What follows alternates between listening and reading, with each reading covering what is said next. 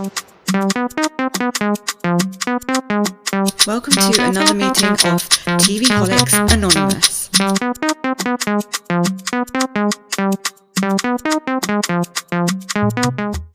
Welcome to another meeting of TV Holics Anonymous. My name is Ruru, and I am a TV holic. So I'm a bit out of breath right now because I did like a bit of running and I just decided to start the pod straight away. Mimi's not here because she has not watched this. She's actually told me, I just got off the phone to her, that she has been watching a few other shows that we might kind of like touch on. She said that she's been watching them in the background while she's been doing other stuff like, housework and like other things that she has to do. So I don't know if we're actually gonna do full episodes on these other shows, but we might touch on them in an episode about something else. So stay tuned for that. We will be recording tomorrow, but for now it's just me, guys. And I wanted to do this episode because yesterday I watched this movie. I talked about it in the previous podcast episode, but yesterday I watched this movie and I found it like really like intense. It's a Korean movie and it just got released on Netflix on July 18th on Netflix, and it's called Wall to Wall. And it's Korean, like I said, and a Netflix movie. I believe it's a Netflix movie. And it's also known as 84 Square Meters. In Korean, the Korean title is 84 Square Meters. And the English title is Wall to Wall. So that was a bit weird. Why didn't they just use 84 square meters, whoever translated the movie? Why couldn't they just use that? Maybe Wall to Wall sounds like better in English than 84 square meters, I guess. I don't know. It's weird. I would have personally just translated it if I was the Korean translator or I was the people at Netflix to 84 square meters, because you want to get the exact translation. So I don't know if this was actually a Netflix movie or if it was a movie that was just released on Netflix recently. But I do know that it was premiered globally on July 18th, 2025. So this movie, it's not going to be a long like recap or like video about review about this movie. It's going to be quite short, but what I do want to say is that it is not a movie for the faint-hearted. I was going to say haunted. Faint-hearted. It's not it's not about hauntings or like horror in that sense, but it's kind of like, it's not anything supernatural. That's what I'm like trying to get at. But it is very just like bleak and very, I wouldn't say Squid Gamesy, but it has like a very dark, dreary atmosphere to it, like the way it's filmed.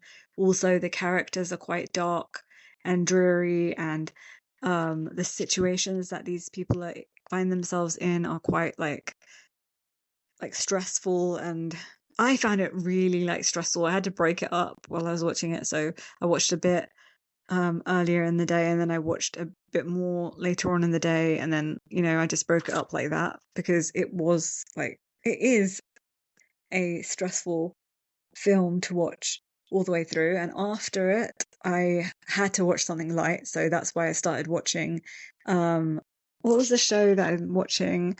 Weightlifter Fairy Kim Bok Ju or Kim Bok Jo, depending on how you're meant to say that. Like, I don't know if I'm saying that right or I botched it, but comment below and let me know how to say it, her name correctly. So yeah, I watched that after just because I needed something like calm, and not calm, but like a romantic comedy or something like that to watch after, because this was like so like such heavy material. So okay, let me just get on with the basic points like that I've jotted down about the movie. So like I said, it was very dark and dreary, but I like the way it was filmed. It added to like the suspense. And basically this was like a thriller movie. Like you're always on the edge of your seat, and especially in the beginning, I'd say like about maybe almost two-thirds of the movie, it's kind of like the build up of like this guy's like life is getting from worse to worse and then to like incredible levels of craziness in the last third of the movie. So in that sense, it has like a really good, like I love a slow build, and this really promised a slow build, like not promised a slow build, like this was a slow build, and it was pretty intense. So basically, the plot of this movie is that the story basically centers around Woo Sung, and he's like an office worker. He works in like a really big office with so many people, like you could get lost in the amount of people there is. And he invests his entire life savings. Uh, and even like he sells his mother's like farm to buy his dream apartment in South Korea, in the city. So in Seoul, in the city in South Korea, in Seoul City, basically. Um, and then like basically the whole nightmare situation starts like his dream like quickly turns into a nightmare, and he's basically like plagued by like this like incessant and like well, I guess it's like mysterious as well, incessant and mysterious noise, like banging noise, that he believes is coming from his neighbor's floor, like his upstairs neighbor's floor, and he's like, it's driving him nuts. And this kind of noise is not just affecting him, it's affecting everyone in the building. So it's very strange, and no one knows who basically is making the noise.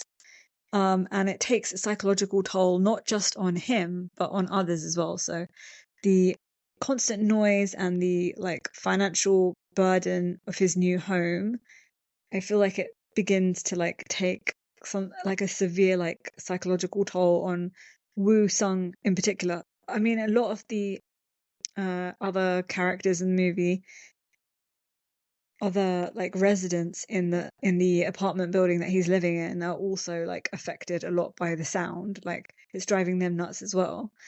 But um it's leading to like sleep deprivation for like a lot of like him in particular, Woo Sung, and other people too. And it's like it's causing him like to be like erratic, and like he's he's just like extremely irritated as well. So let me just talk about like the conflict that he had with his neighbors. So the disturbance that he was like experiencing basically leads to like escalating tensions and confrontations with his like neighbors, and particularly his upstairs neighbor, Jinho, who initially seems to believe that like Woo Sung is the source of the noise. So that's his upstairs neighbor. And then things like start to unravel, and like secrets, and like, oh, I should have said spoiler alert. Guys, spoiler alert, spoiler alert, spoiler alert. There's spoilers in this review or recap or whatever I want to call this. But yeah, anyway, as I was saying, I'm just going to talk about like the unraveling secrets now. So basically, he's like driven, Wusung is like driven to like find the source of the unsettling noises, and basically he wants to put an end to his like torment. Like he's being tortured basically with this noise, and other people, like his downstairs neighbor came uh to complain, and then he kind of gets threatened by the downstairs neighbor's like husband with a knife.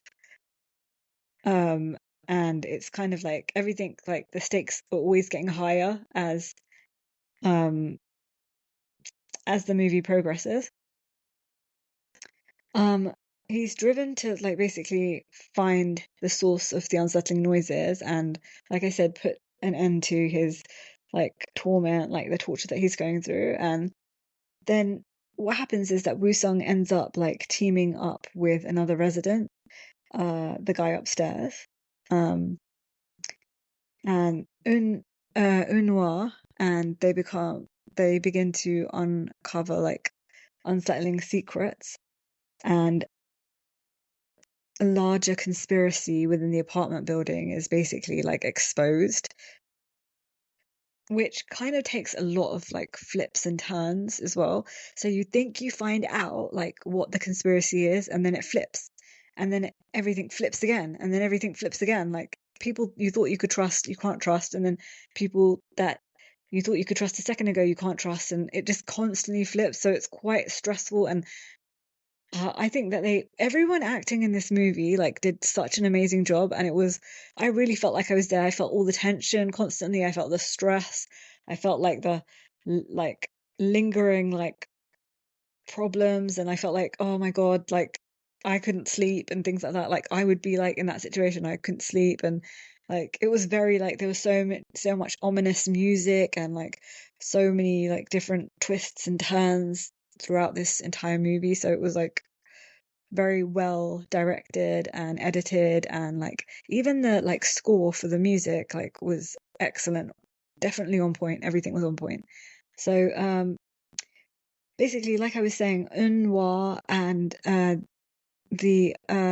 Woo-sung teams up with Eunhwa, and they begin to uncover like settling secrets and like a larger conspiracy within the apartment building, and things like twist and turn constantly, so it's not a disappointing movie. Like it keeps you on your toes. And basically the themes in the film explore like I feel like they explore like class and disparity, and like the immense pressure of home ownership in like modern day Korean society, and maybe like themes of like financial ruin, and feeling like people feeling like they're like isolated, I guess, and like the psychological impact of like living in a cramped urban environment, and everyone is on top of you literally. And it's difficult because like in South Korea, space is like, especially in Seoul, South Korea, space is very like precious, and everyone's basically living on top of each other. Everyone in Seoul's practically everyone is living in an apartment complex, because it's um land, there's a lot of people compared to the amount of land, basically. So everyone's on top of each other, and I'm sure these kind of situations happen a lot, not to this extent, obviously. Like if you've seen the whole movie, I'm not going to give away the whole movie, but yeah, it's it's stressful. Um, yeah, so it's kind of like uh let me compare it to some like movies or like TV shows and stuff. So um I feel like I can draw a comparison to like other like TV productions like Parasite and like Squid Games. Although I haven't watched these, I feel like I've seen trailers for these, and it feels like the same kind of like dark, dreary, like um like when you're like dreading what happens next kind of like undertones it has. And it's very like it's like kind of like a not grayscale, but very like those dark movies that have like a blue kind of like tinted tone to them, that kind of filter. Basically, it's filmed like that. And I just feel it's like those like Parasite and Squid Games, like basically due to like it's like exploration, like it explores like exploration of like perhaps like societal issues, and it's like thriller. It has like thriller kind of esqueness, if you know what I mean. I can't even get my words out. It's like it's filled with like thriller elements, I guess. Now I just want to talk a bit about the cast. I did not know any of these actors in the movie, but I did look up a few. So there's a guy called Kang Ha Nu, and he played the main character. And that's No Woo-sung he played. And then there's Yom Hee Run, and he played Jong Eun-hwa. And then there's So Hyun Woo, and he played Jin-ho, the upstairs guy. So yeah, I know this wasn't very long, but I feel like I talked about it without revealing what exactly happens in the end. I gave you a good like intro to it, but I didn't reveal exactly what happens. But if you want the full spoiler episode and my thoughts about the ending is like really like, oh god, it was so stressful watching the ending. That's why I told you that I had to go and watch something else. I decided to start a new K-drama. What was it? Weightlifting fairy Kim Bok-ju or Jo. Yeah, that's what I started watching. So yeah, this was very entertaining. And like I said, if you guys want me to do a full spoiler breakdown of like the ending and what I think of it, and if I think that there should have been an alternative ending, or like if there should be a sequel to the movie, or I really feel like there should be a sequel because it was, without giving anything away, like it calls for a sequel basically. You could have a sequel. You don't have to have a sequel, I guess. Like a lot of movies are very open-ended at the end, but I feel like a sequel would be great because I just want to finish off finding out about certain characters and what happened to those characters. You know what I mean? So yeah, that's it. Next, I think we're going to be putting some episodes up about with Bravo. So I'm going to be recording with Mimi tomorrow. So we're going to have we're probably going to do like a bit of Below Deck. We'll touch on Below Deck and a bit of Valley. I think it's the finale episode of the Valley that we're going to be talking about, and also probably maybe Atlanta, the reunion, or what was the other show that Mimi said that we're going to be doing? Atlanta, The Valley. I feel like I need to like look these shows up. I can't remember. I honestly can't remember. Like, if I didn't have my brain screwed into my head, I wouldn't remember. So, yeah,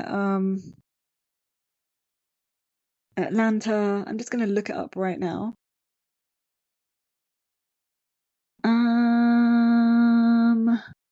The Valley.